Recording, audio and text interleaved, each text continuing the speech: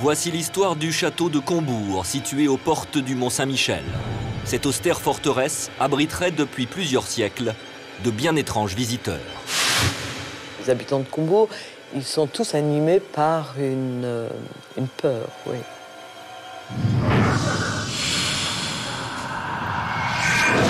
Depuis le XVIIIe siècle, des témoins parlent des apparitions. Le grand écrivain Chateaubriand passe son enfance dans ce château et raconte son face-à-face avec les fantômes dans son célèbre ouvrage « Mémoire d'outre-tombe ». Chateaubriand raconte qu'un certain comte de Combourg à jambes de bois se baladait parfois seul avec un chat noir. Ils étaient vraiment tellement terrifiés par cette histoire qu'avant d'aller se coucher, la mère et les sœurs regardaient sous les lits et derrière les fenêtres pour voir s'il n'y avait pas de revenants au petit Chateaubriand qui avait 8, 9, 10 ans. Alors cauchemar ou réalité, au XIXe siècle, lors de la restauration du château, les ouvriers font en tout cas une découverte terrifiante. Emmuré dans une tour, une momie de chat. Le chat qu'on emmure vivant, c'est bien sûr un acte magique pour conjurer le sort. Depuis, le chat hanterait les escaliers de cette tour.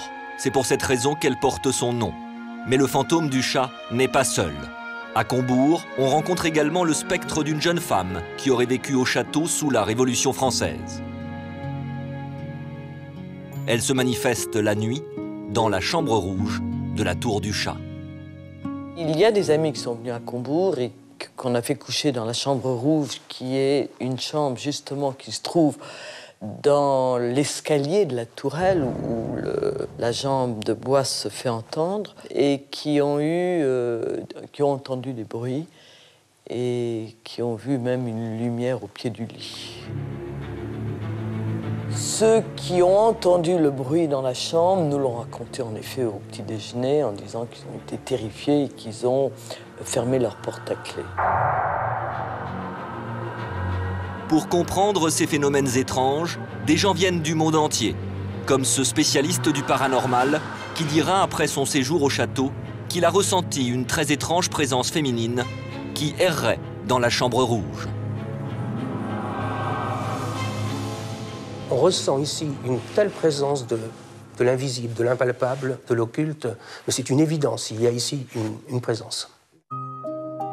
Fantômes de chats, bruits de jambes de bois, apparitions et phénomènes étranges, tels sont les secrets que garde précieusement le château de Combourg, qui n'en finit pas d'intriguer. Il est vrai qu'on sent une présence. Et mon fils, quand il vient à Combourg, il dit toujours bonjour en arrivant, parce qu'il les sent. Et moi, je le sens aussi.